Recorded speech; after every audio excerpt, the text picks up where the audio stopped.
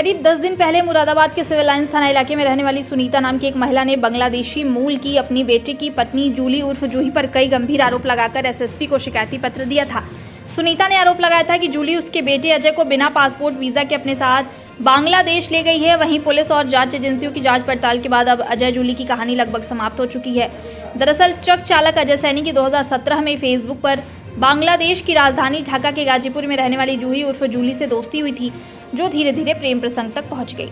जूही के पति की मौत हो चुकी थी और वो अपनी 11 साल की बेटी के साथ रहती थी, जिसका घर कमरे के मिले किराए से चलता था।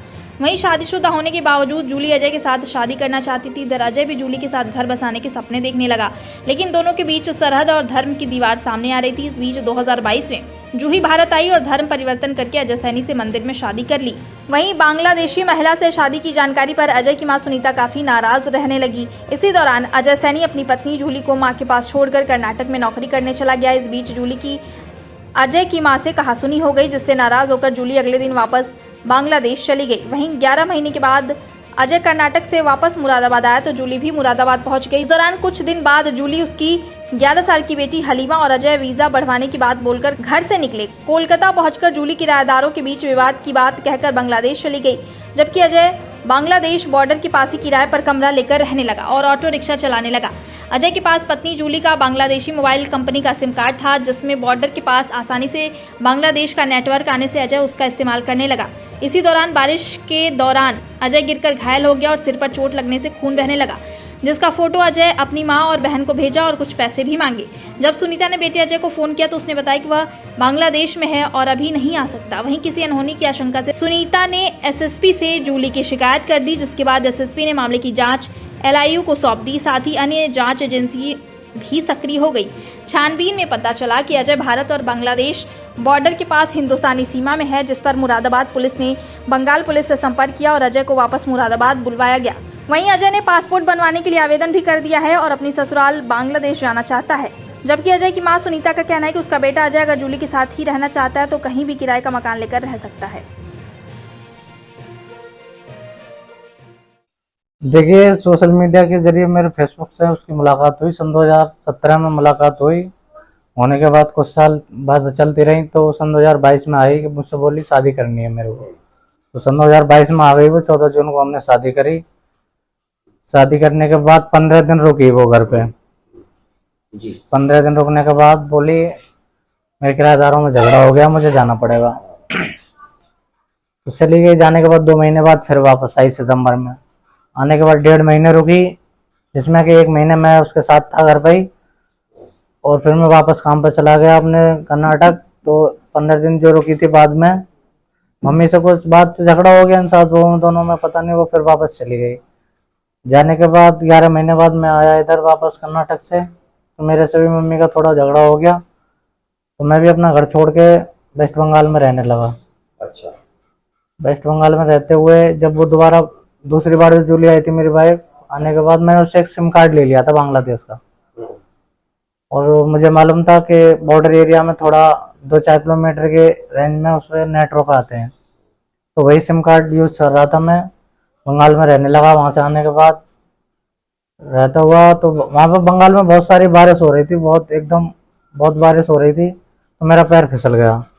पैर फिसलने के बाद मेरे सर में चोट आ गई। चोट आने के बाद वही फोटो मैंने उसी नंबर से सेंड कर दिया मम्मी को।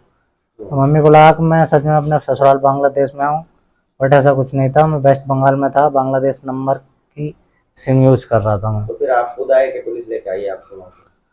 देखिए, पुलिस का सबका मेरे पास, न्यूज वालों का, वहाँ से जो फोटो भेजा था मैं, जो गिर गया था पैर फिसल के, तो वो फोटो मेरी मम्मी मीडिया में ले आई थी। ले आने के बाद पुलिस भी, इंटरपोल, सीबीआई, ये सब न्यूज वाले सब मेरे पास फोन कर रहे थे। सबने एक वीडियो सेंड किया। मैंने देखा कि मैं न्यूज में चल रहा हूँ, सर फटा हुआ कि तो मेरे सर में चोट लग गई थी उस दिन फिसला। तो बाद में सब पता चला। तो मैं किराया कम ले रखा था, तो दीदी से मैंने पैसे मांगे थे कि ऑटो रिक्शा चला था, इतनी कमाई नहीं हो रही थी। 3500 रुपये का कमरा किराया था उसका। कलकत्ता में रहता था। 3500 रुपये रूम भाड़ा लेके 15 ऐसे होगा। जो पत्नी है जिन्होंने आपसे शादी की थी, जूली अख्तर, वो बांग्लादेश में कहाँ रहती है? बांग्लादेश में वो ढाका गाजीपुर में रहती है। अच्छा। ढाका गाजीपुर में। आप कभी नहीं गए वहाँ पे? नहीं, मैं नहीं गया। मेरे पास पासपोर्ट भी नहीं अप्लाई कर रखा, बट अभी अपॉइंटमेंट लेटर नहीं जाना है। चाहेंगे? बिल्कुल जाना चाहूँगा, तब ससुराल है, जाऊँगा नहीं। जो बात बता रही है ये बात सब सच है। मैं तो बड़ी खुश हूँ, सही मेरे पास आ गया।